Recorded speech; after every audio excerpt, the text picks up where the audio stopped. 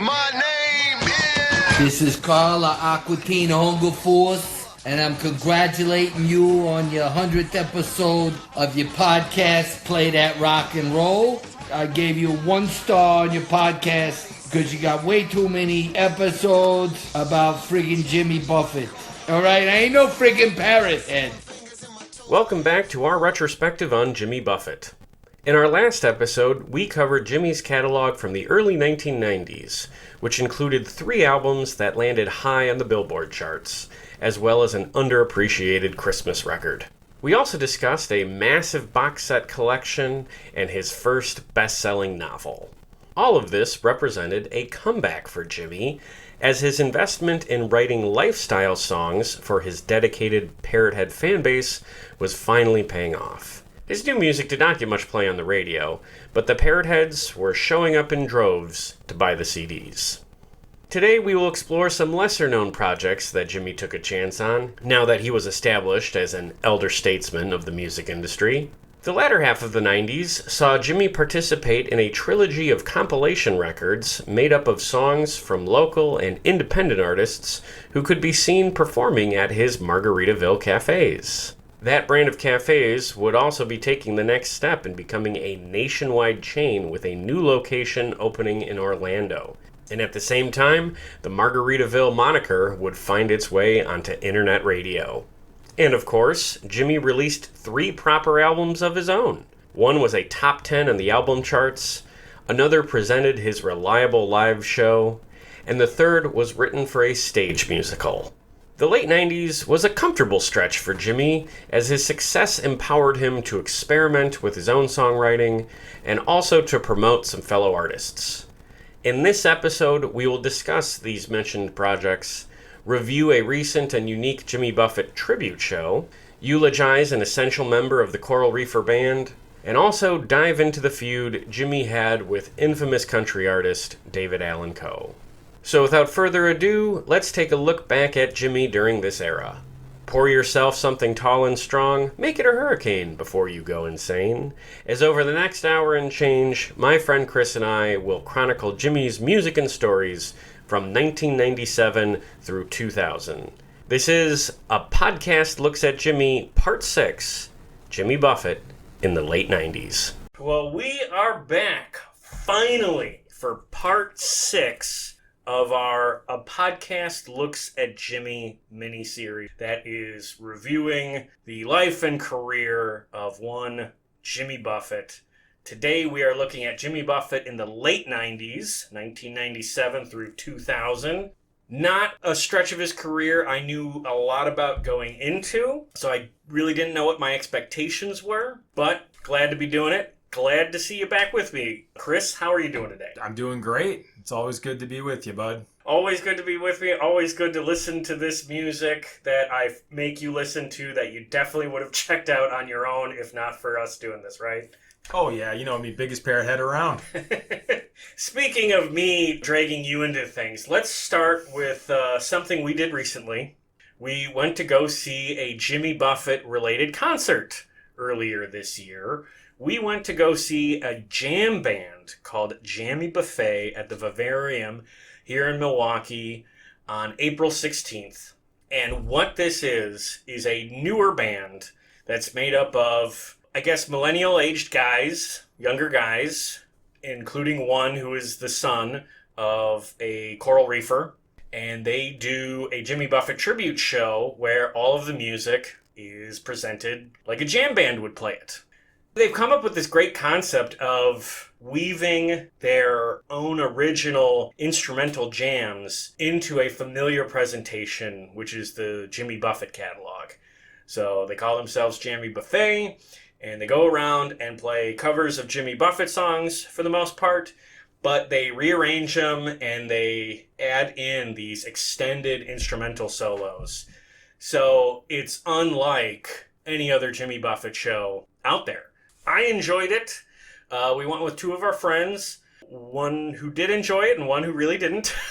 Oh, really? Yeah, one of our buddies was not into the jam band aspect of it and ducked out a little early, which I don't blame him because jam bands are an acquired taste, or at the very least, they're sort of you either love them or you hate them. And to be honest, I would not be in the love them category up until Jimmy Buffett. It took that familiar catalog being rearranged into these jam band presentations that got me into what they were doing. So I enjoyed the show. I thought it was a really positive experience. What do you remember about that show? What did you think of it? I really loved it. Props to them for opening with I Will Play for Gumbo. Hell yeah. And then also including Jamaica Mistake, Yeah. which it's just a great song. One of the strengths of them is that they're not beholden to what's known as the Big Eight. You're not necessarily going to hear every single one of Jimmy's most famous songs. You'll hear some of them, but not every one. And that frees them up to add in some great deep cuts. Yeah, and their deep cuts I feel like that most Buffett fans would appreciate. Yeah, like Coconut Telegraph. Coconut Telegraph. Woman Going Crazy on Carolina Street. Yeah. Stuff like that. Well, you know what? One we didn't get, but one that I know they play often is Big Rig. Which Are you kidding me? Yeah, I fucking love Big Rig. I would have lost my mind if they had played it. They played Cuban Crime of Passion, but not Big Rig. Yeah. My opinion's changed of the entire concert now that I know that. But you know what? It makes me want to see him again because now I really want to see him play Big Rig. Fair. That's become one of my favorite Jimmy Buffett songs. So glad that they're out there repping it. Yeah, the frontmen are two guys who sing, a guy named Bob Barrick and another guy named Brendan Meyer, who is the son of Peter Meyer, who was in Coral Reefers going back to the late 80s. And we just saw him with Coral Reefers last year. So not the kind of show that comes around all the time, not the typical Jimmy Buffett tribute, so highly recommended for sure. All right, now getting back to what we are doing with this series. On our last episode, we covered some pretty big moments in Jimmy's career. We talked about this massive box set, Boats, Beaches, Bars, and Ballads, that he released. That was very much a compendium of what he had done in his career up until that point. You had him releasing his first novel, Where is Joe Merchant, which became a New York Times bestseller. And then, perhaps most surprising of all, is that he had 3 consecutive albums that landed in the top 10 of Billboard's album charts. It wasn't radio hits necessarily. It was just that his Parrothead fan base were finally going to the local Best Buy and Sam Goody and actually buying the CDs. And then, of course, we talked about his Christmas album because that coincided with the holiday. And I gotta say, underrated album. Pretty good record. There's some good music there. Before we get into the music we're going to cover today, we should mention an obituary of someone from the Coral Reefers, Robert Greenidge, who played steel drums in the Coral Reefer band, passed away just yesterday, the day before we're recording this, June 8th, 2026. He played steel drums with Coral Reefers for years. We saw him play with Coral Reefers last year, and he was awesome. But this guy had a huge career outside of the Coral Reefers as well. Back in the day, he played on albums by John Lennon, Ringo Starr, Robert Palmer, Carly Simon, Earth, Wind and Fire, Steve Perry. He was on Steve Perry's solo album in the mid-'80s. Okay. Among others, in the late 70s, early 80s, he was touring with Taj Mahal. Oh, okay. So he had an incredible career even outside the Coral Reefer stuff. I'll lead with that over Steve Perry next time. Yeah. Yeah, that's fair. So we're going to talk about him a little bit later in this episode because he comes to the forefront on a project we're going to talk about. But before we get to that, let's honor his memory. I'm going to play a segment from the Live by the Bay concert film. This is Robert's steel drum intro for the song One Particular Harbor. Let's listen to that for a second. Okay, that was Robert Greenidge on the steel drums from the performance of One Particular Harbor off the Live by the Bay concert film. R.I.P. Robert Greenidge of the Coral Reefers. All right, from that obit, we're going to move into another one, but this guy has a very different sort of connection to Jimmy Buffett. Country singer David Allan Coe died on April 29th, 2026. And this is relevant because he wrote what may be the only Jimmy Buffett diss track in existence. Somebody call an ambulance. Yeah, what's the backstory here? So, back in the 70s, I guess David Allan Coe shared a house in Key West with Jimmy Buffett, and get this, a songwriter poet Shel Silverstein. Oh, Like the Giving Tree? Yeah, those three guys like owned a house together. Have you ever looked at the author's photo on the back of the Giving Tree? Not since middle school. Go find it. That goes so hard. I can totally understand why Shel Silverstein was hanging out with whoever. Like it was, yeah, he lived a life, I think. So those three guys shared a house back in the 70s.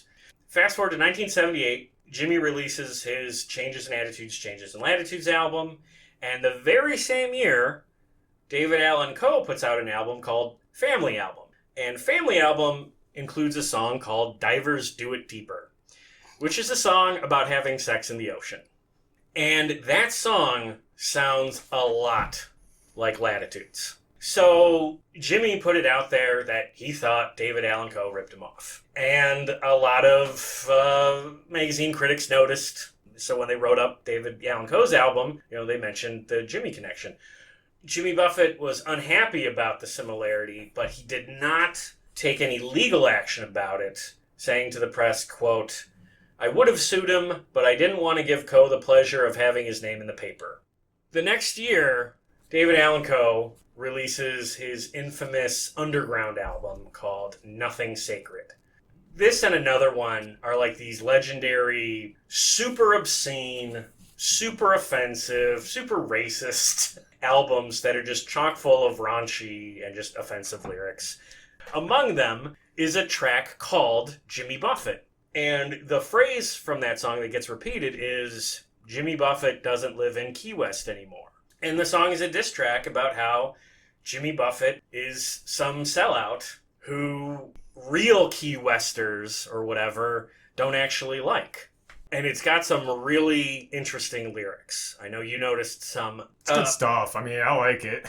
Yeah, that's the thing. It's like it's actually a pretty listenable track. Like the music's good. It is funny. I definitely don't agree with the perspective of this song because I don't think he's in the right.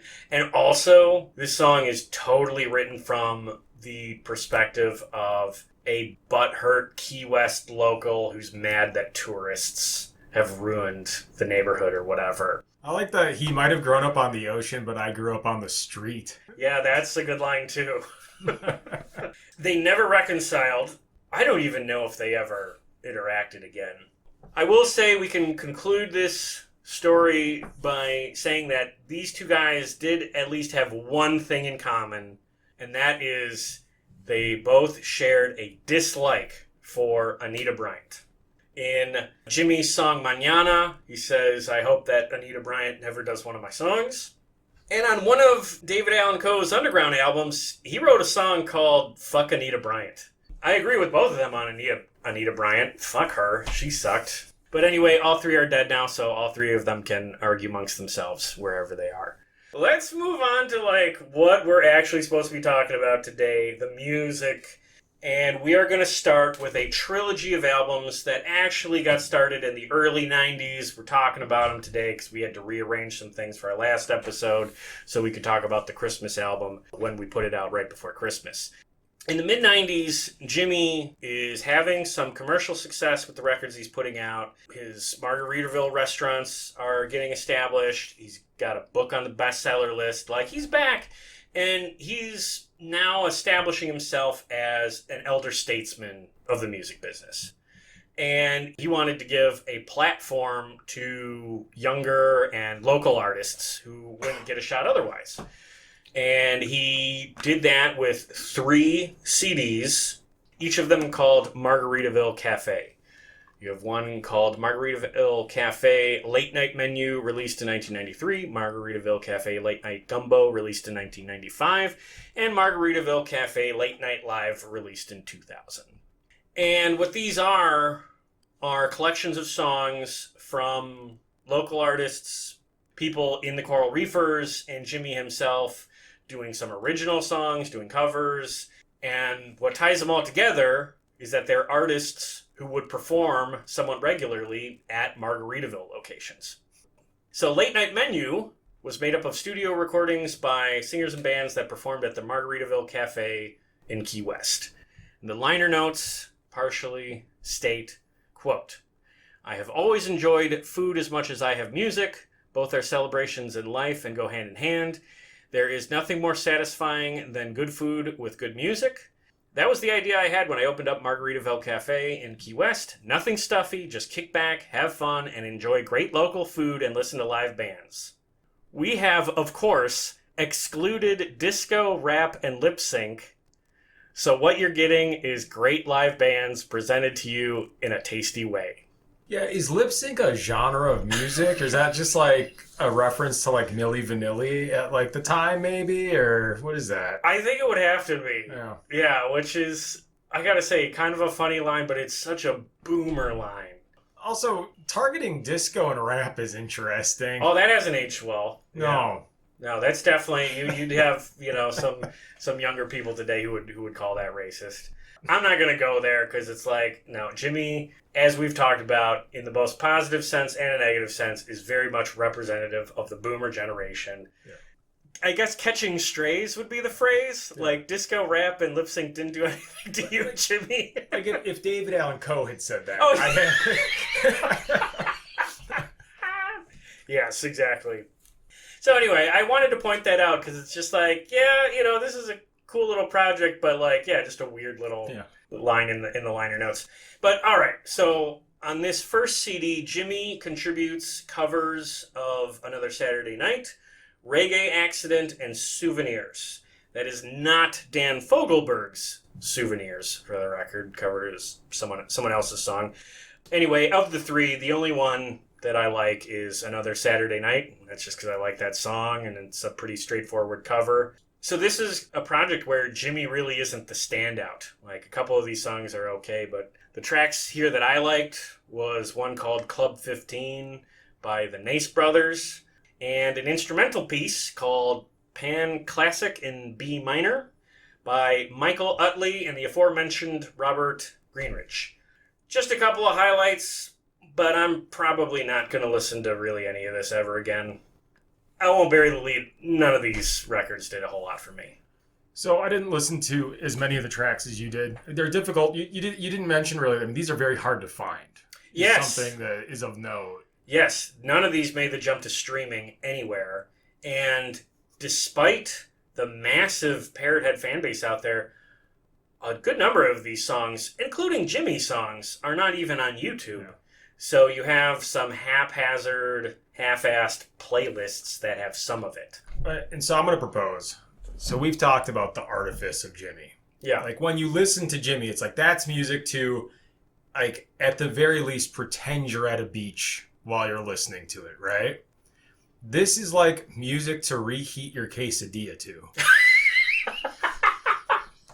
Oh my gosh.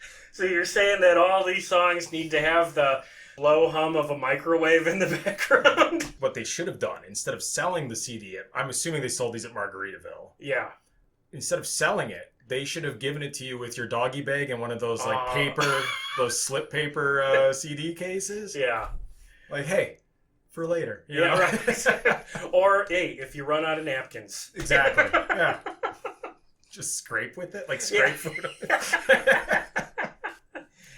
Oh, rough. Yeah, not a lot to say about these. The only notes I have for the other studio one, Late Night Gumbo, released 1995, that one was from bands that played at the Margaritaville Cafe in New Orleans. Jimmy contributed covers of Sea Cruise and Goodnight Irene. I don't like either of those songs. And the album as a whole just has a lot more jazz, because it is New Orleans. I get it. It's just not really my thing. The last one, at least, is a little more interesting in the sense that it's a live album. This was recorded live at Margaritaville Cafe in New Orleans. And it's all one band. They're billed as Club Trini. And Club Trini is made up of various members of the Coral Reefer Band. And it's led by Mike Utley, Mr. Utley, and, again, who I mentioned, Robert Greenidge. So you do have some nice instrumental pieces. Like, there is a steel drum instrumental version of African Friend. If you remember that song that we talked about a number of episodes back. I thought that was nice. I just like the steel drums, so I could get into that. And this is one where the Jimmy songs, most of them aren't even on YouTube. Like, Jimmy does a cover, I guess, of No Woman, No Cry. Couldn't find it on YouTube or anything. Found him doing it in other concerts, but not the proper Margaritaville Cafe version. I think I'm glad I couldn't find that.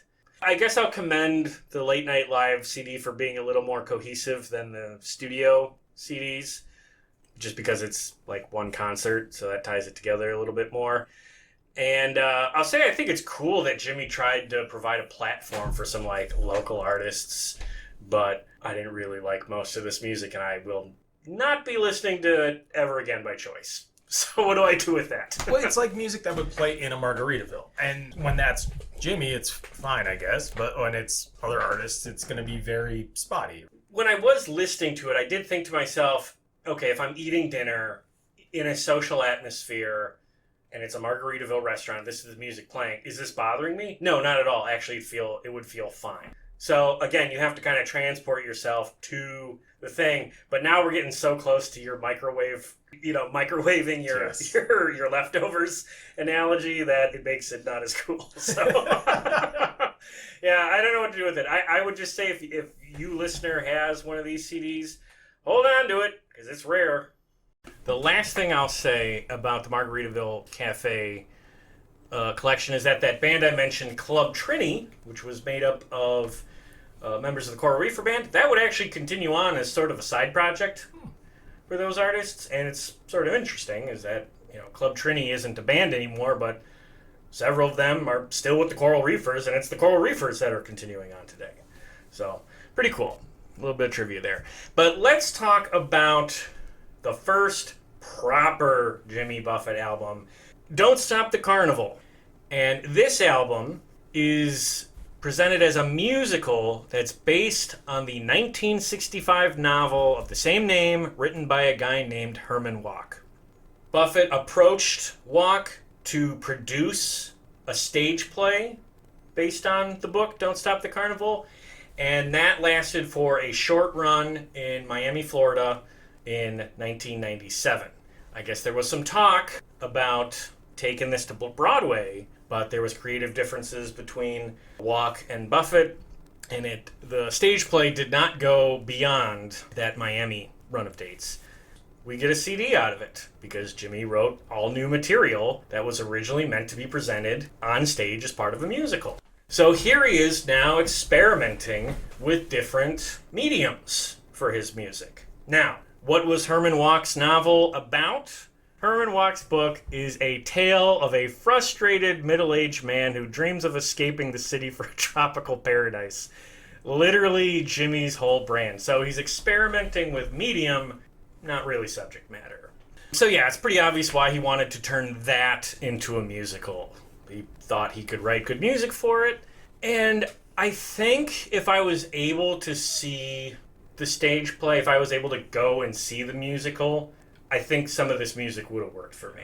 Listening to the CD, I was in my head trying to picture what that would look like on stage, and there were moments where it worked. But without that visual connection, this was a really hard album for me to get through. What was your initial response to it? Did you read about it before you listened to it, or did you go in not knowing the context? I read a brief little synopsis, just like on Wikipedia or something, about it prior to going into it. I mean, my feeling was that it did play up some of the worst traits of both like musical theater and Jimmy Buffett as a songwriter. So that's not great. No. But I mean, for what it was, I kind of enjoyed it. Well, you could forgive the worst elements of theater because it's his first attempt. So like there's probably rookie mistakes. I would listen to this over the cast recording of Hamilton all fucking day. Couple of songs on Don't Stop the Carnival that I didn't mind. I thought Public Relations was pretty good. Another one called Island Fever. I think the stuff I disliked the most was spoken word. There's some bits in Kinja Rules got just grating for me, but I think that's because I'm not really into musicals. No, Kinja Rules was grating on you because like the like pigeon English that they're doing and everything was just stupid, and it was like That's my sister. It's You're like, right. holy shit. Yeah. Yeah, I guess we're Cringe the musical. right. Right. Yeah, Jimmy's accent not as good as he thinks it is. It was, again, going back to what I would just say about the boomers. You know, like this kind of humor works for them. It didn't really play for me. Sheila says, I will say this about that song. Okay.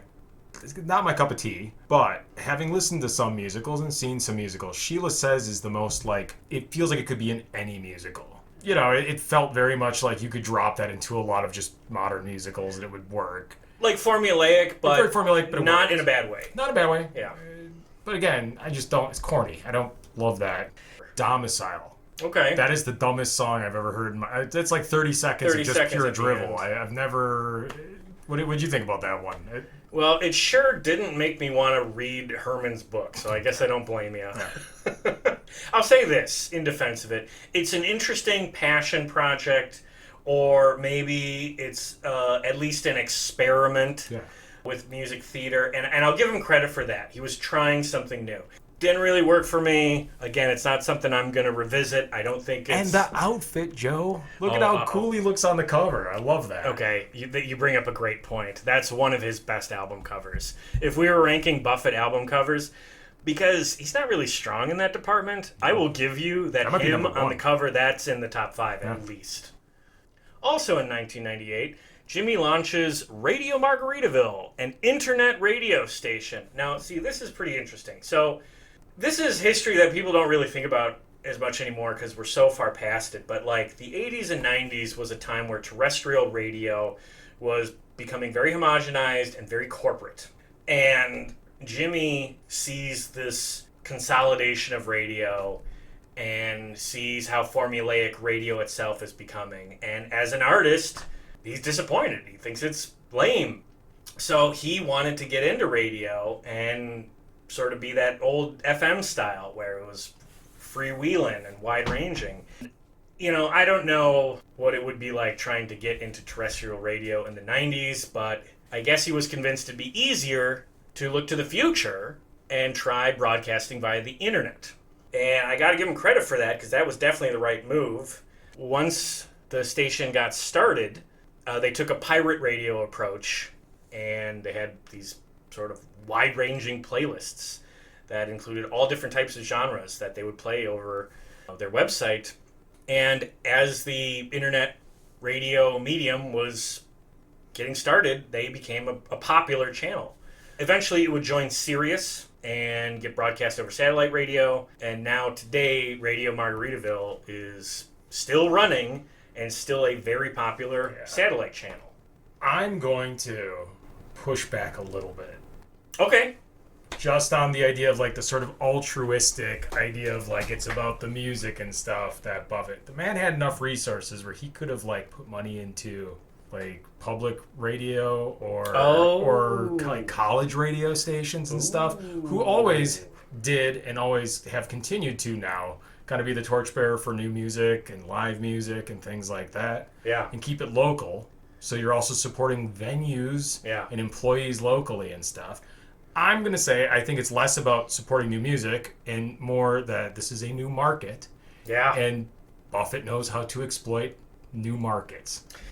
I think you're onto something. I wouldn't use the word exploit at this point. I would use the word explore.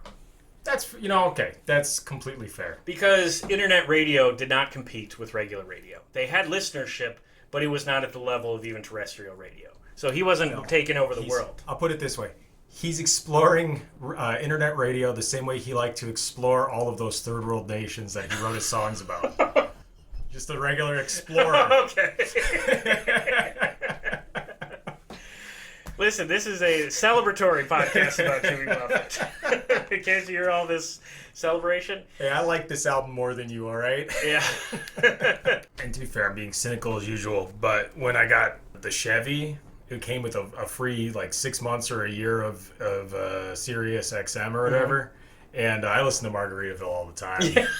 So it's known to be one of the better stations on satellite. So yeah, absolutely. The next album that Buffett released was called Beach House on the Moon, and that came out in May 1999. And like the albums we discussed in our last episode, this album was a hit. It was a top 10 on the Billboard album charts, landing at number 8. He wasn't getting any radio play with the singles, but again, his parrot heads were going to Sam Goody and going to the mall, and they were actually picking up this CD and paying for it. So it landed on Billboard's album charts. And unlike the last album we just talked about, there's a few songs here that I don't mind. Nothing that really stands out in his whole catalog, but a few that I think are worth mentioning. But I'll let you go first on this one.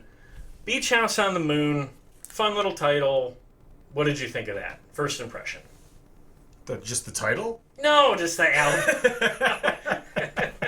The whole album. I liked it a lot. I actually really enjoyed it. No kidding. I thought it was a solid album pretty much all the way through. Math Sucks is kind of a throwaway song, but I kind of loved it. There's one on here called Pacing the Cage, and that one really reminded me of Take Another Road from his adult contemporary period in the late 80s. The song itself, not the lyrics, but the song itself, I totally agree with you. Okay. I didn't realize, I'm looking at it now, I would have listened to if there's an original version. That's a cover of a Bruce Cockburn song. Bruce Cockburn song. Cockburn. Okay. It's a good example of when you listen to music, but you never talk to anybody about music, that you just assume that's Cockburn. Yeah, it's Maybe I just like saying it. It's way more fun to say, than Cockburn. But yes, you're right. You feeling okay? No, man, Cockburn. Bruce Cockburn, Canadian songwriter. I think most famous for a track called If I Had a Rocket Launcher. I love that song. Man, he really chose some dudes who had funny last names, because You Call It Jogging was written by a guy named John Loudermilk. All right, well, before we get to that hilarious name, let me give another piece of trivia about the Bruce Cockburn song. There's another cover of that song that plays over the end credits of a pro wrestling documentary called Hitman Hart Wrestling with Shadows, which is all about how the then WWF screwed over a famous Canadian wrestler named Bret Hart. Bret Hart is one of my favorite wrestlers, and I just bring it up so I can play a clip of his theme song, so enjoy this for a moment. All right, that was the Bret Hart theme song here on this Jimmy Buffett podcast. This is the kind of great content that you can only get on Play That Rock and Roll. Okay? These are the connections that we draw. So I hope you're having fun. Another one we should talk about is the track called Math Sucks. Because Math Sucks, believe it or not, caused a bit of controversy when this CD was released. The song is all about how Jimmy, as a kid, really did not like studying math. The main critics of the song Math Sucks was the NEA, the National Education Association, as well as several other teacher groups who took it at face value and did not appreciate that the song is obviously tongue-in-cheek and it's written from the perspective of a kid who is more inclined to like creativity and art than math and science. That describes a hell of a lot of kids. First of all, this is the dumbest controversy I've ever heard of. Since the criticism he got for Why Don't We Get Drunk and Screw being obscene, which happened earlier in this decade. If we're going to take the song at face value, I am not going to listen to that from a guy who is particularly aware of what percentages he's due from the various venues he plays.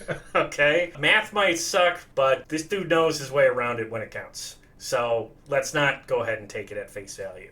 And then the last thing I'll say about this is I found on Wikipedia that apparently The Daily Show ran a segment called Math is Quite Pleasant in response to that. And I wanted to play a clip, but that video is now lost because Paramount deleted the entire Daily Show video archive without warning 2 years ago. Is that Craig Kilborn era Daily Show, or is that Stewart at that point? It was Jon Stewart at that point. And I can tell you that because my little addendum is, even though Paramount deleted this entire archive without warning, there are other ways to finding old episodes of shows like that, and I might have tracked one down. I'll play a short clip, but I'll give you a heads up. It's not very funny. This is The Daily Show with Jon Stewart, the most important television program ever. The wait is over. Jimmy Buffett, the subtropical Yanni, finally has a new album out. And once again, James is courting controversy with a rebellious anthem called Math Sucks. Jimmy says math sucks, but it doesn't. And we'll prove it to you in a little segment called, Oh, Math is Quite Pleasant. Math has actually been incredibly important to Jimmy Buffett's career. Let's use a Venn diagram to pinpoint Jimmy Buffett's fan base. Using simple geometry, this chart shows the typical Jimmy Buffett fan exists in the overlapping zone where the Garth Brooks fans meet the 45-year-old frat guys who still refer to new people at work as pledges, and the ponytailed alcoholics with skin cancer. And that was Math is Quite Pleasant. Getting back to Beach House on the Moon, what are some of the songs on here that worked for you? Like I said, I really like the album. So Beach House on the Moon itself, I think, is a great song. Permanent Reminder of a Temporary Feeling, for what it is, which is Buffett slowing it down and getting a little more, I guess, wistful. Mm-hmm. It works. It's as good as any of his other songs where he kind of does that. Mm-hmm. Waiting for the Next Explosion is fun. You Call It Jogging is stupid. Yeah. He didn't write the song, as we discussed. John Loudermilk did. Yeah. But it's definitely him kind of leaning into now his, I guess, his cuck era. Oh my God. But the point is, I think a really solid album across the board. Yeah, of the music we're talking about today, this is definitely the collection with the best stuff. I think my favorite piece from all of this is I Don't Know and I Don't Care. You know what would have been great is if at some point during a concert he had done a medley of Spicoli's theme with I Don't Know, I Don't Care. And Volcano.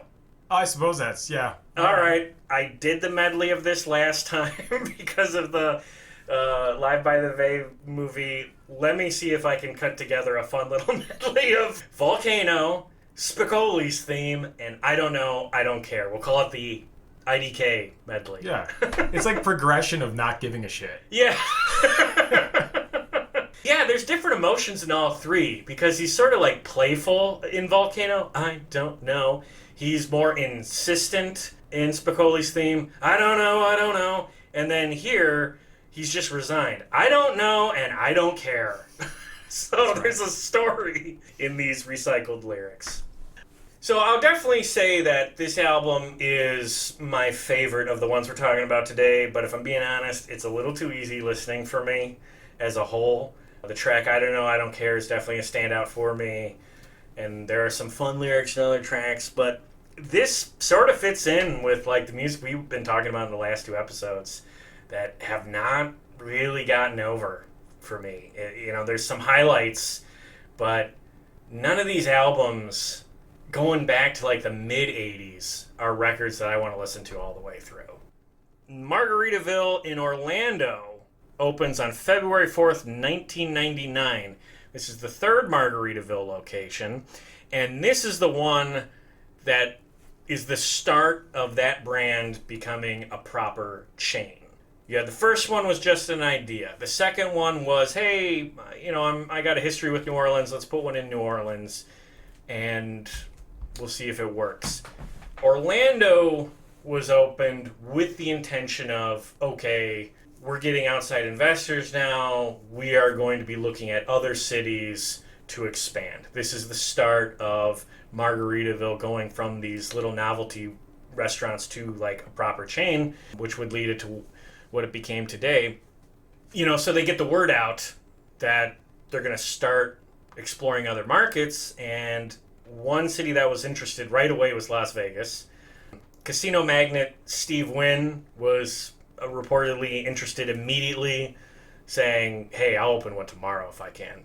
And that location in Las Vegas did come pretty soon. It was in the early 2000s, but Orlando was the one where they were like, let's see that this works as a chain. We're going to open it in a tourist town, and we're going to basically build the blueprint based on that. I've been to that Margaritaville. I visited there in 2009. And of course, from there we would evolve into the multi-billion-dollar brand it is today. Okay, let's wrap it up here with our last major project that we're going to talk about in this episode. Buffett Live, Tuesdays, Thursdays, Saturdays. A live album was released in November of 1999. This album was recorded at various venues in 1998 and 1999, and it's named as such because at this point the Coral Reefer Band only played shows on Tuesdays, Thursdays, and Saturdays. Just really driving home the point that at this stage of their career, Coral Reefer Band is a well-oiled machine, and they know their audiences are going to show up no matter what day of the week they're playing. The album opens with Fruitcakes, which is, I guess, a sort of hit. It was a contemporary song from earlier in the 90s that might have got some radio play, but it was from an album that sold pretty well. And this album also includes the first official release of his cover of Crosby, Stills and Nash's Southern Cross, which I fucking love. I love the Coral Reefer version of Southern Cross. It's my favorite of all Jimmy's covers by a country mile. And this might be sacrilegious, but I think I like it more than the original from CSN. Not only is it better than the CSN version, I think it's better than anything that the Buffett performs otherwise, frankly. Oh, really? Is that I guess that's the best Buffett song, is him covering Southern Cross. There's something to You that. get teary-eyed a little bit. I mean, not like bawling, but like you get a little, it's like, oh, this song's beautiful kind of feeling whenever it plays. I don't know. There's something about that song that absolutely is equal parts beautiful and equal parts party. Yes. It is a fun sing-along. In 2016, I went to see Buffett with a friend of mine, and her favorite song is Southern Cross. Well, she didn't know that he was going to play it, so I didn't mention anything. And the concert's going on, we're having a great time. He plays Southern Cross, and my friend's eyes just lit up, and it was pure joy, and it was a great moment. And for me, whenever I hear that, for one, I do think of that concert, but I have sort of the same feeling where, like, the original track is a great listen, but it doesn't have that punch, it doesn't have that rock and roll side, it doesn't have that party side. Jimmy's vocals don't approach the harmonies that those guys had, but it has a lot more power.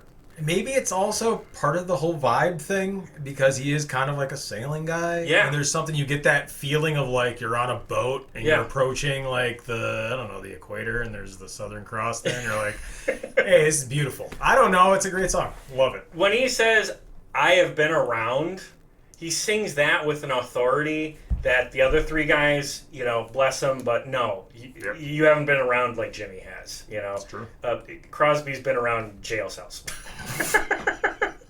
I love that it's included in this collection. I wish they did a studio version, but at the same time, maybe I'm a little happy that they never did a studio version, because it's always this live presentation, and maybe it works so well because it is a live rendition of the song. Agree.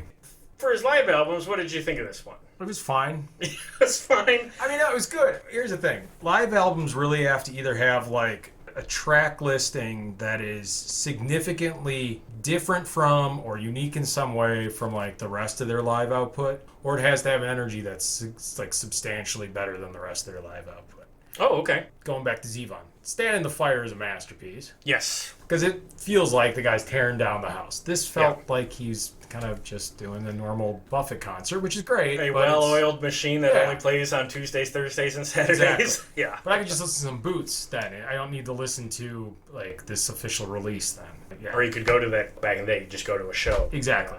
So it didn't impress you in the same way that maybe that first one you had to be there, or maybe the Live by the Bay concert movie. Did those do more for you? Well, I love the concert movie. Have we gotten the lost verse of Margaritaville prior to this? Yes. All right, let's talk about Margaritaville on Tuesdays, Thursdays, Saturdays.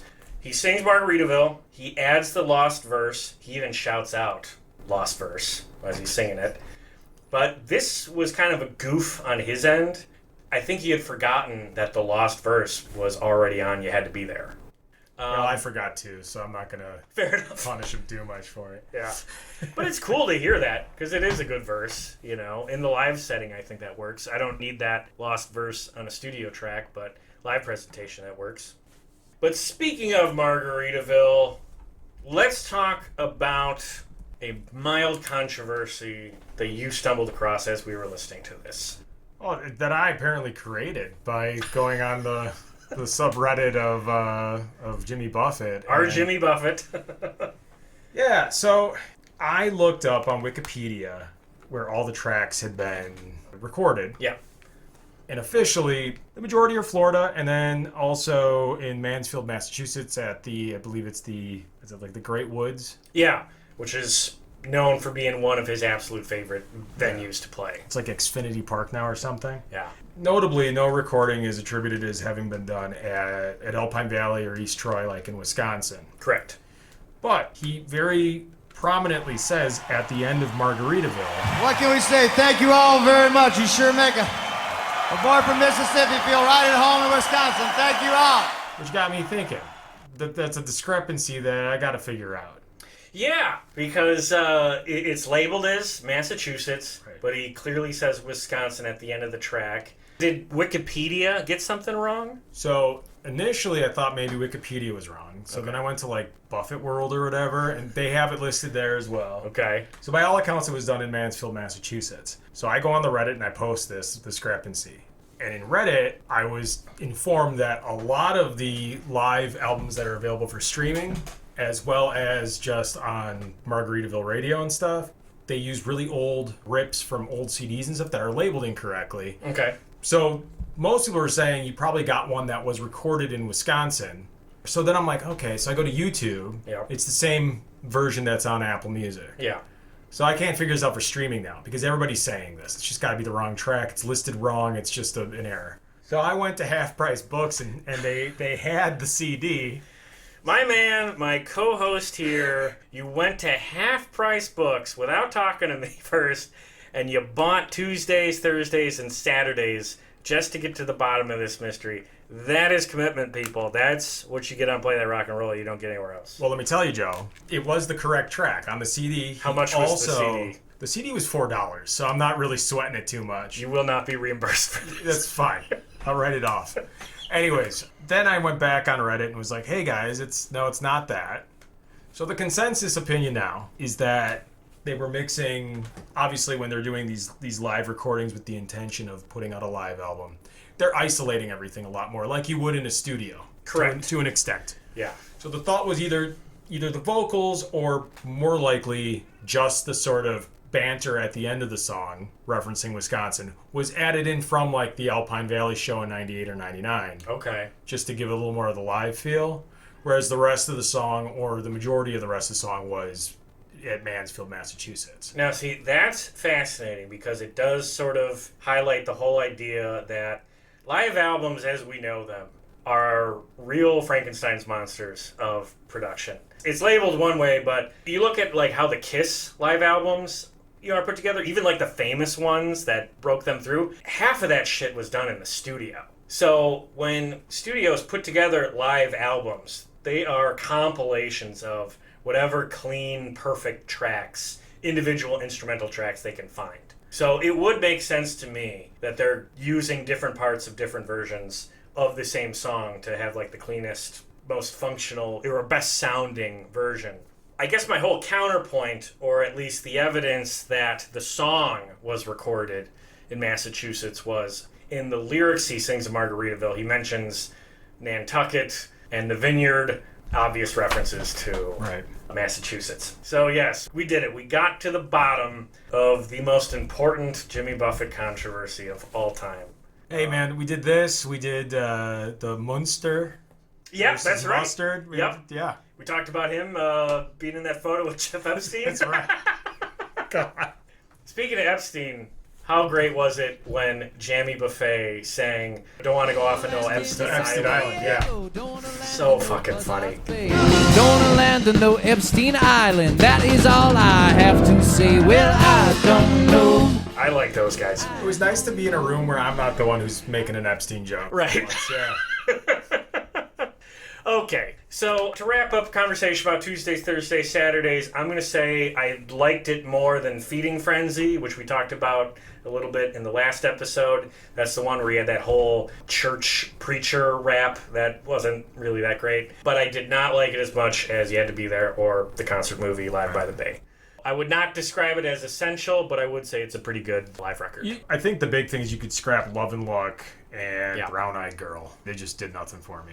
And it's an example of where the Big Eight iconic tracks. We love them, but they just hog so much room, and he doesn't have a lot of space to go deeper into the catalog, and that makes it a little less interesting.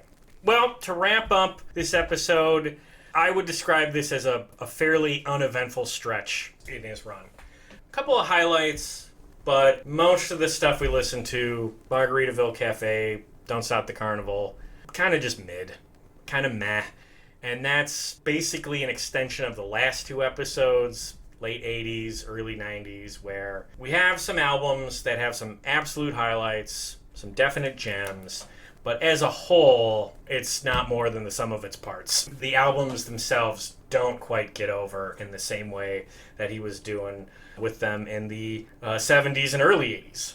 And to drive the point home, I'll rank them real quick here. I'm going to merge all the Margaritaville Cafe CDs together, and I'll rank them as Beach House on the Moon, Margaritaville Cafe, and then Don't Stop the Carnival.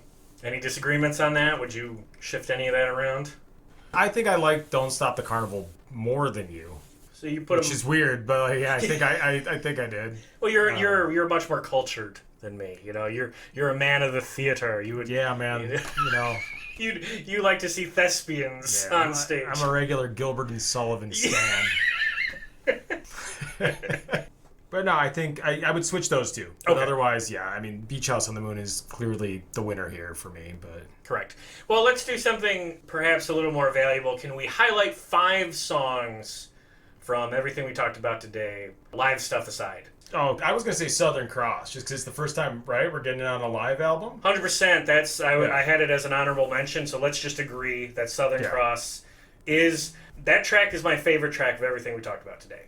But aside from that, 5 highlights from the late 90s. Do you want me to go first, or should you go No, I first? can go. I All can right. go. So I'm not setting it aside.